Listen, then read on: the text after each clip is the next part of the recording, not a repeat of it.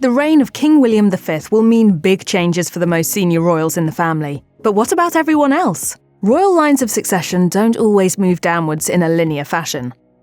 God save the King! God save the King!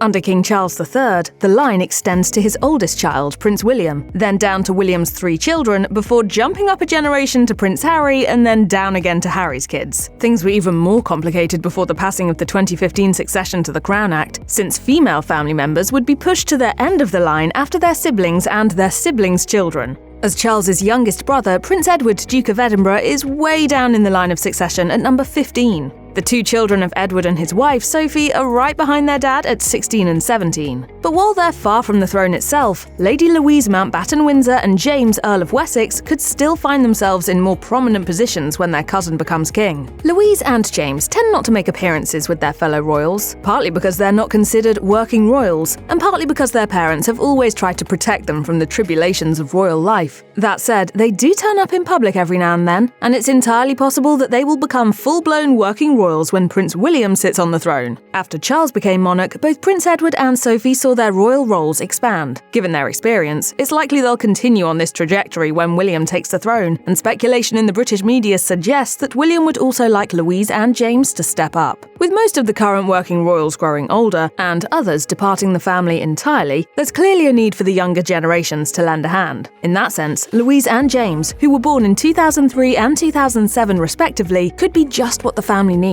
Just as Queen Elizabeth often reached out to her own cousins for various royal duties, it is possible that William will do the same with Louise and James. In the meantime, Louise's experiences as a college student at St Andrews University and her hobby as a competitive carriage driver have given her plenty of opportunities to build her people skills. As Arthur Edwards, a royal photographer, told The Sun, "I have watched her grow from a shy young girl into a beautiful woman who is confident among the crowds who turn out at Sandringham each Christmas."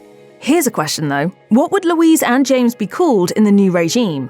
Since their grandmother was on the throne when they were born, each of them has had the option of being called princess or prince. However, Prince Edward and Sophie decided that they wanted to give Louise and James the opportunity to decide their own futures. In 2020, Sophie told The Times, "We try to bring them up with the understanding they are very likely to have to work for a living. Hence we made the decision not to use HRH titles. They have them and can decide to use them from 18, but I think it's highly unlikely." True to her mother's prediction, Louise hasn't used her title so far, although James became Earl of Wessex in 2023 after Edward took the title of Duke of Edinburgh. He may also follow his sister's lead and refrain from becoming a prince. So, even if they do agree to become more public-facing in the reign of William V, it's possible the siblings would do so without taking on more senior titles. Titles aside, Louise and James's participation could help William realise his plans for the monarchy. Danielle Stacey, a royal correspondent for Hello magazine, explains, "Lady Louise could represent the monarchy or attend engagements on behalf of William. The late Queen Elizabeth II had the support of her cousins, and if William follows suit, it would allow the monarchy to reach more people and support more causes."